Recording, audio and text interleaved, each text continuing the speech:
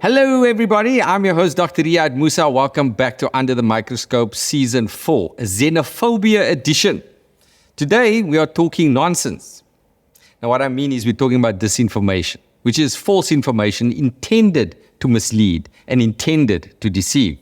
This can also be called untruths and exaggerations made by people, organizations, and political parties with an agenda, an intention to sow seeds of division and create hate and discriminate against foreigners in this country.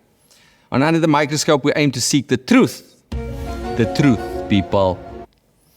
Because it is out there. So stay tuned as we uncover the facts so you can call someone on their bullshit the next time they rattle off stats like this. 91% of cash-in-transit heists are committed by Zimbabweans. 71% of all farm killings are committed by Zimbabweans. 80% of all brutal crimes are committed by Zimbabweans. 91% of carjackings are committed by Zimbabweans. Here's a stat for you. 100% of Zimbabweans are Zimbabwean. Mark Anderson, if that is your real name, I doubt it. Did you know that 90% of all Twitter or X users who make up stats on tweets are constipated? Did you know that? It's true, bruh. It's true. It's true because I'm saying it's true. They can't,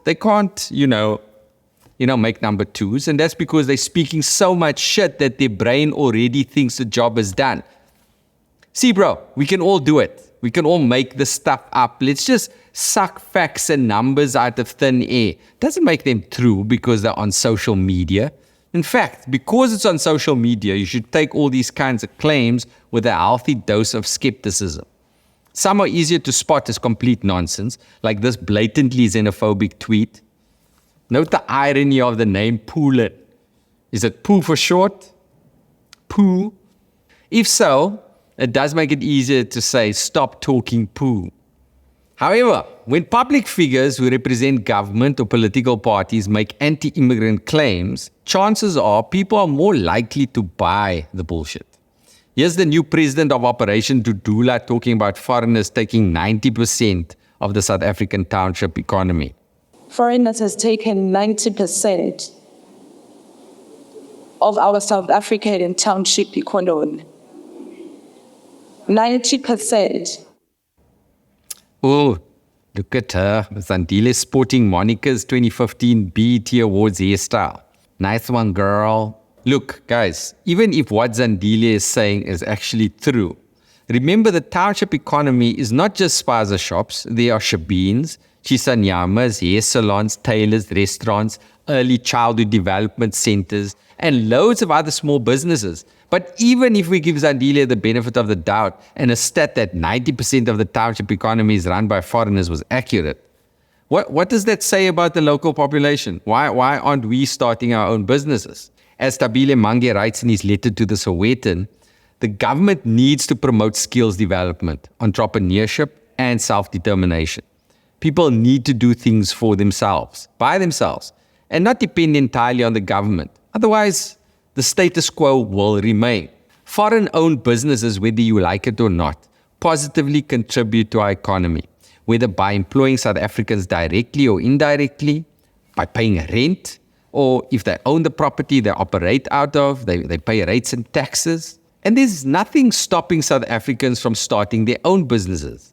In fact, should South Africans need help starting or growing their businesses, they can get assistance from many organizations, like the Small Enterprise Development Agency, or SEDA. There's Green Cape, the Innovation Hub's Ekasi Labs program, and the Township Entrepreneurship Alliance, to name just a few. We'll leave the links to the websites in the comment section. Now, immigrants are also being blamed for stealing jobs from South Africans. Once again, people, they're the scapegoats for the unemployment crisis in South Africa. According to Open Democracy, the claims that migrants are a significant contributor to South Africa's employment levels are hard to square with the evidence because they only make up 4% of the population. And this is based on data from the Labour Department. Even in Gauteng, the province with the largest foreign-born population, only 8% of the working population are migrants.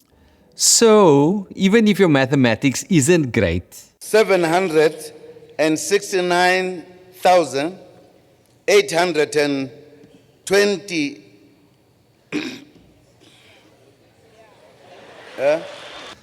It's easy to see from these numbers that the majority of employed people in South Africa are in fact South Africans. The National Union of Metal Workers, NUMSA spokesperson, Pakamile Hlubi-Majola admitted this. She said, if we remove all foreign nationals today, unemployment will still be around 33.5% nationally and 45.5% for young people. Exactly. Our country's mass unemployment levels have been called a ticking time bomb, and there are various fairly obvious reasons millions of people sit without jobs. Like, let me think, load shedding? Yes, I've circled back to it once again. Hello, Dr. Smile Friend.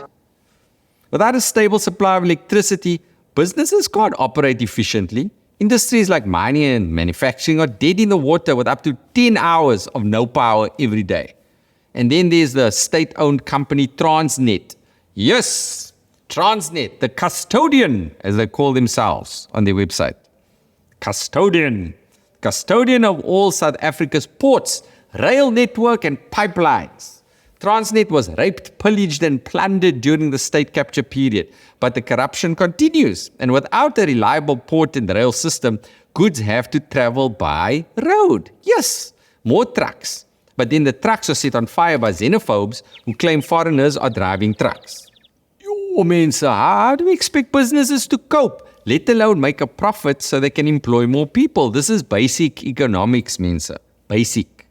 Eskom and Transnet corruption and the government's failure to fix these crises means trillions of rands of investment have been lost.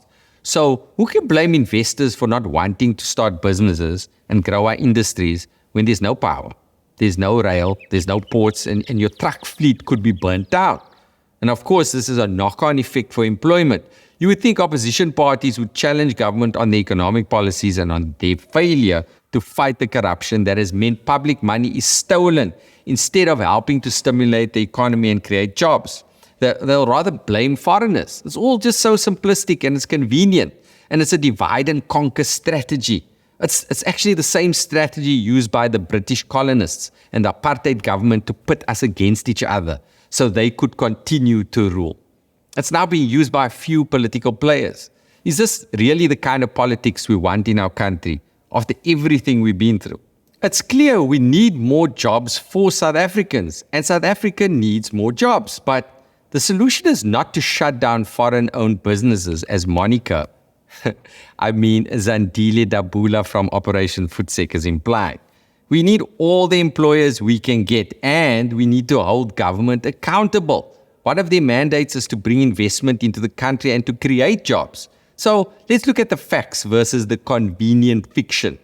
Diversity of cultures in a country is a good thing for its development. Shanila Mohammed, who's the executive director of Amnesty International, she sums it up when she said, it's easy to blame foreign nationals, refugees and asylum seekers for the country's high unemployment problems. But the fact of the matter is that an economy like South Africa cannot rely on local skills alone to grow and create jobs. This is just a fact. Now, lastly, because I'm literally exhausted after that one, we look at this claim.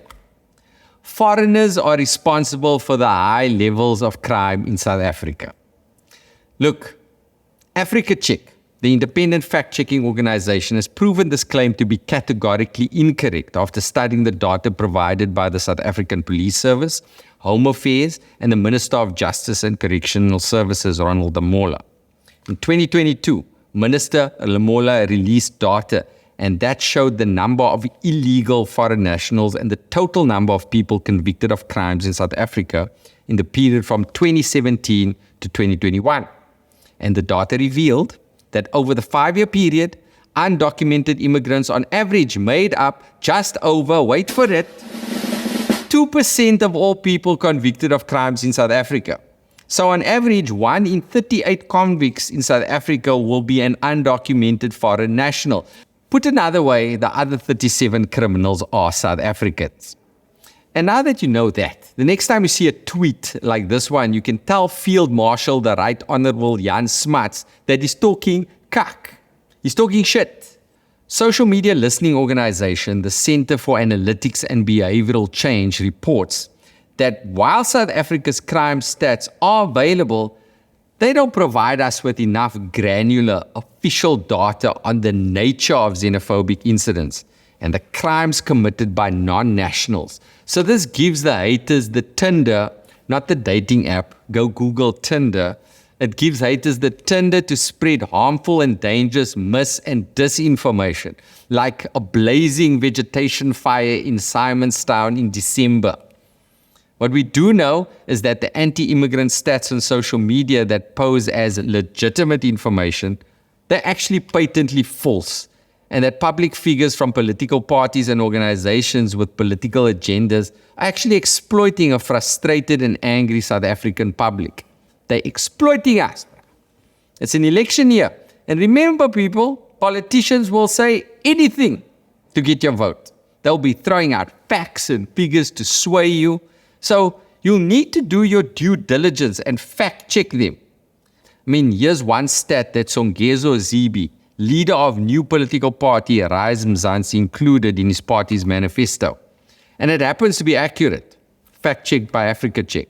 He said the government actually spends 2 billion rand a year on blue light brigades. Blue light brigades, bruh. Those obnoxious, aggressive, and dangerous entourages driving some minister of banning vegan products being named after meat products, or the minister of electricity. Oh wait, that's actually a real thing. That's a real thing. Who knew? 2 billion on transporting ministers. And that's just one example out of hundreds of how our government wastes our hard-earned tax money. I actually think we need a government taxi rank. I think we need that. Leave the blue light brigade. I want to see MPs in a quantum on a team building exercise. I mean, the quantum can break down and then the ministers can wait there on the side, until they change a tire or something. If our government stopped wasting money, then South Africans could enjoy the fruits of their labors and experience a true democracy where jobs are created, services are delivered, communities feel safe and are protected by a motivated police service, and poverty and inequality stand a chance of being alleviated. And we could maybe be the true rainbow nation that Archbishop Desmond Tutu dreamt us all to be. And that includes Zimbabweans, Nigerians, Somalians, and all other foreign-born folk living in South Africa. Remember, our constitution says South Africa belongs to all who live in it. So say Eta to your neighbor and don't be a hater. So that's it for now, my enlightened, tolerant, awesome, and awe Mesa. Be kind, be cool. See you next time. Peace to everybody. If you like this video, then subscribe to the channel and leave your comments below. Until next time.